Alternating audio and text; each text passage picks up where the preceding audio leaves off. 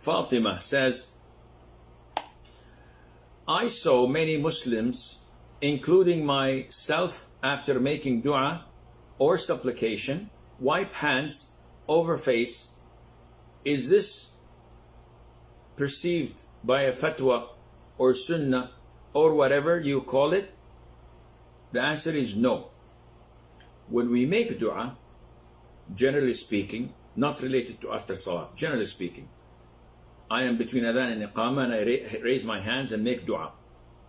After I finish, some people wipe their faces. And this is not backed up by any authentic hadith. So the hadith that backs it up is not authentic. Hence, one should not do that. Now look at the steps of shaitan.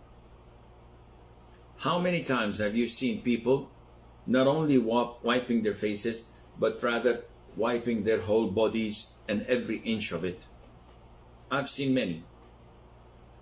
How did this start? I personally have approached many. And usually I approach them with diplomacy because I know that I scare people. And many people told me that I have an intimidating face, very serious. Whoa, this is the face of a killer. So I go to them and say, Assalamu alaikum. And the guy says, Alaikum salam. I said, Akhi, would you accept a word of advice from an elder brother, or should I refrain? Immediately when they see you speak like this, so no. If they're younger, say, Uncle, please, advise me. If he's a little bit older, he says, yeah, no problem.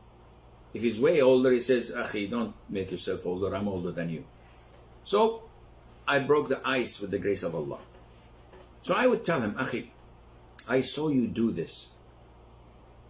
Do you know any hadith that backs it up? 99.9% says no, but I saw someone do this, so I thought that this is barakah, blah, blah, blah. I said, okay, I'll tell you the proper sunnah, and it's up to you to take it or not. The Prophet ﷺ would never do this except in two occasions. One, before going to bed, he used to cup his hands, blow, then recite the 3 quls and wipe over his body. Repeat this 3 times. Or whenever he felt pain or got sick, he used to do ruqya on himself by cupping his hands, reciting the 3 quls, then blow. See the opposite. Night adhkar or bedtime adhkar, we blow, then recite. In ruqya, we recite, then blow, and he would wipe over the area that aches him or hurts him. Never ever was it reported that the Prophet ﷺ wiped his face after salat or after dua or his body. So this is my advice. I apologize again for interrupting you and for intruding on your privacy like this, but I hope you forgive me. 100% would never argue and would say, Jazakallahu khayran, Barakallahu feek, may Allah increase us in knowledge. I have learned from you. End of story. So always remember, when you have a hadith, people honor it. People value it. I never go and say, Sheikh so-and-so says, Sheikh so-and-so says. This makes some people retract a little bit, not accept.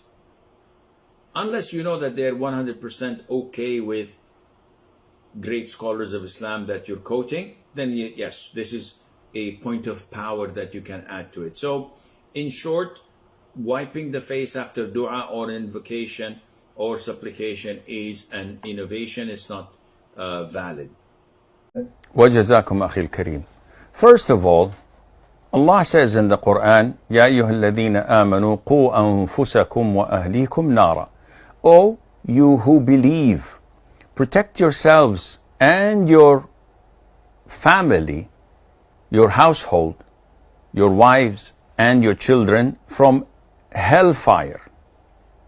So this is an instruction, an order, an obligation that the guardian of the house, the man, has to protect his women folk and children from whatever may lead them to hellfire. Secondly, celebrating such feasts and events is not part of our religion.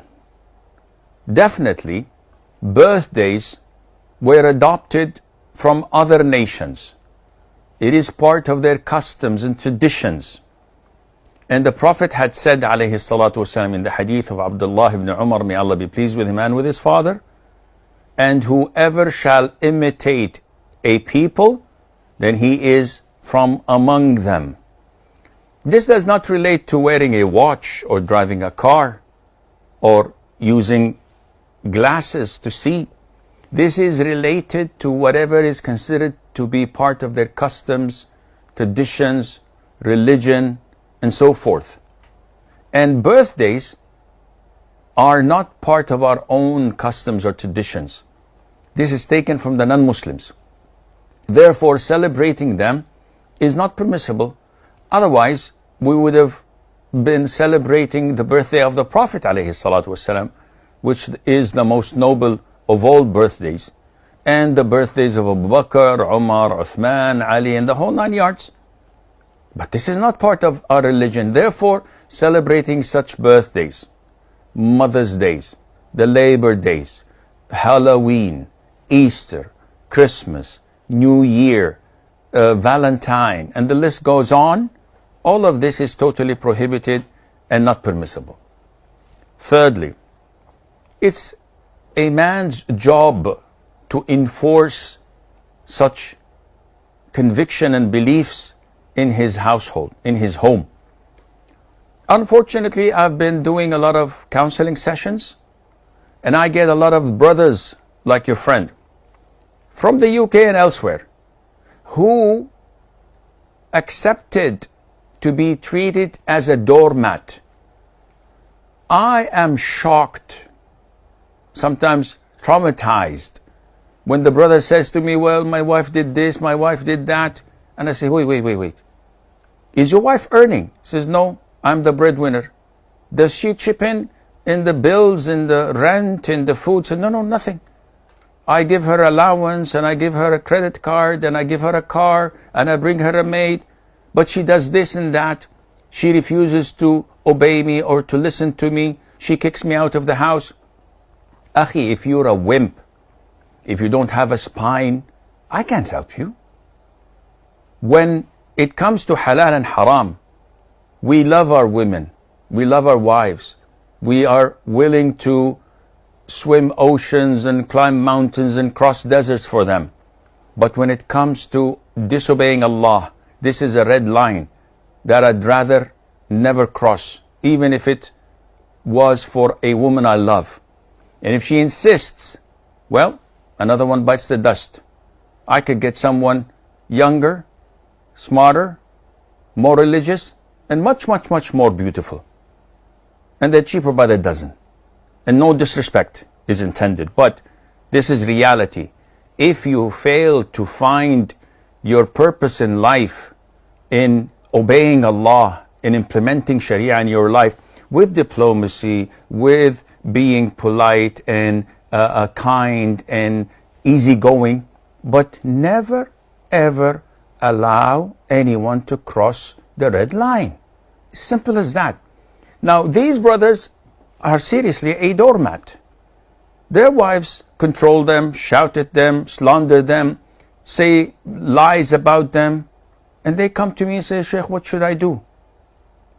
Man up, akhi. Learn how to be a man. I'm not talking about being a tyrant or being abusive. A'udhu billah. Deal with them like the Prophet used to deal, alayhi salatu wasalam. He was the kindest of all men. But when it came to red lines, he would never compromise his religion. It is an issue of zero tolerance. When he comes to the home and he finds curtains that have live portraits of animals, He doesn't enter. And you can see anger in his face. And Mother Aisha says, the most beloved woman to his heart, O Prophet of Allah, what have I done? I seek Allah's forgiveness. He says, Aisha, don't you know that the owners of these portraits are being tormented in hell? End of story. She takes them down, tears them up, put them in a pillow, and that's it. Stuffs pillows with it, and that's it. It's torn. It's totally deformed. So this is what you need to do. Explain to them.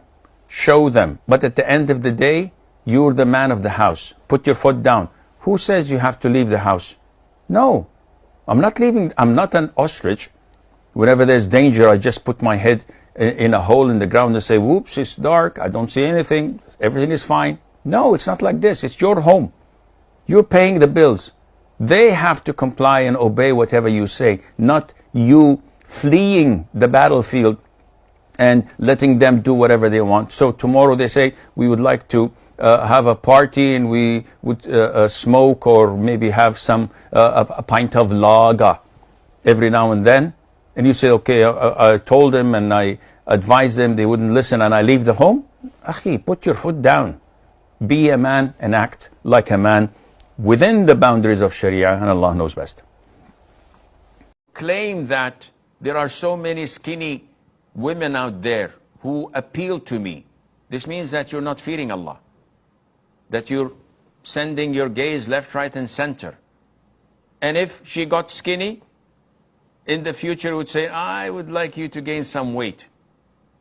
And if she gains some weight, I'd like you to reduce your weight. What is this?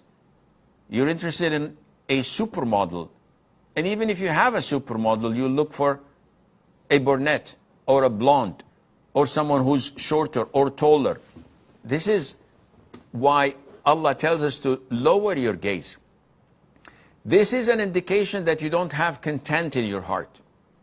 And the Prophet said, ﷺ, if the son of Adam had a valley of gold, he would acquire a second.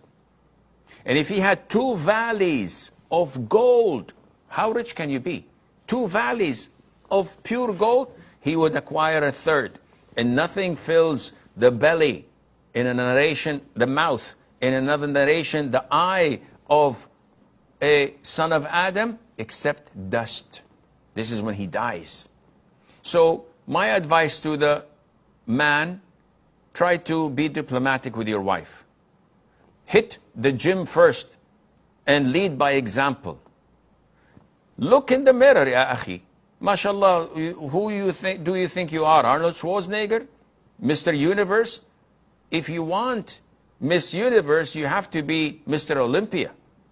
So you pay peanuts, you get monkeys. You can't demand your wife to be something when you yourself are not even as close. But at the same time, be content with what Allah has given you, because so many are deprived. If you hate something in her looks, there are so many things that may please you. Assalamu alaikum, Shaykh. As-salam wa rahmatullah. So I just wanted to clarify a question I asked you earlier, but I asked you in an incorrect way. So the question was that I was washing my left foot in wudu one time, and I had the urge to pass wind, and I tried to wash the feet quickly before suppressing the wind. And then I did that. I tried to wash the feet. I suppressed the wind, which took some time, some seconds, I don't know. And then after that, I thought of checking the foot if it's wet, but then I got the thought like everything is wet by now, so how would you know that you washed it or the water is from somewhere else because the sink was wet?